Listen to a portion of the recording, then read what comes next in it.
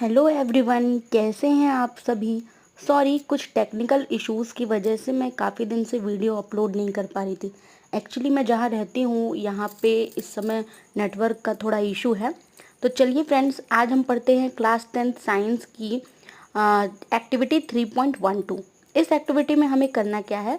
इस एक्टिविटी में हमें बताना है कि how do metals react with solutions of other metal salt.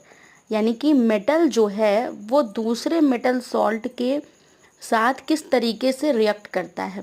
तो इस रिएक्शन को बताने के लिए आप देख पा रहे होंगे स्क्रीन पर आपके सामने एक फिगर है।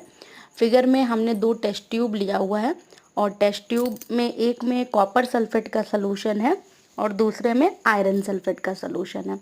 तो हमें करना क्या है कि कॉपर सल्फेट वाले सलूशन में हम एक आयरन नेल को धागे की मदद से डुबा देंगे। आयरन नेल यानी कि लोहे की कील। और जो हमारा आयरन सल्फेट वाला जो सलूशन है उस सलूशन में हम एक कॉपर वायर को थ्रेड की मदद से डुबा देंगे। अब हम इस चीज़ को ऐसे ही इसी पोजीशन में छोड़ देंगे, कॉर्क की मदद से उसे बंद कर देंगे। उसके बाद 20 मिनट बाद फिर हम इस चीज़ को दोबारा चेक करेंगे।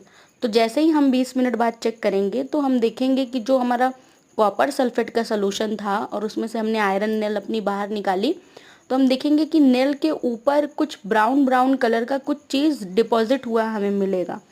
तो जो चीज़ हमें डिपॉजिट हुआ मिलेगा, जब हम टिश्यू पेपर पे उसे रख करके चेक करेंगे तो हमें पता चलेगा कि ये जो चीज़ हमें डिपॉजिट हुआ मिला है ये कॉपर का ही रूप है जो हमें वहाँ पर डिपॉजिट फॉर्म में दिखाई दे रहा है।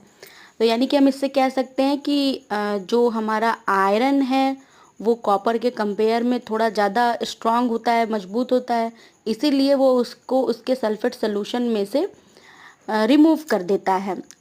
तो उसी तरीके से जब बगल वाले हम टेस्ट ट्यूब को चेक करते हैं जिसमें आयरन सल्फेट सॉल्यूशन था और हमने कॉपर वायर उसमें डाली हुई थी, तो कॉपर वायर को हम निकालेंगे तो हम देख पाएंगे कि कॉपर वायर पे कोई चेंजिंग नहीं हुई है।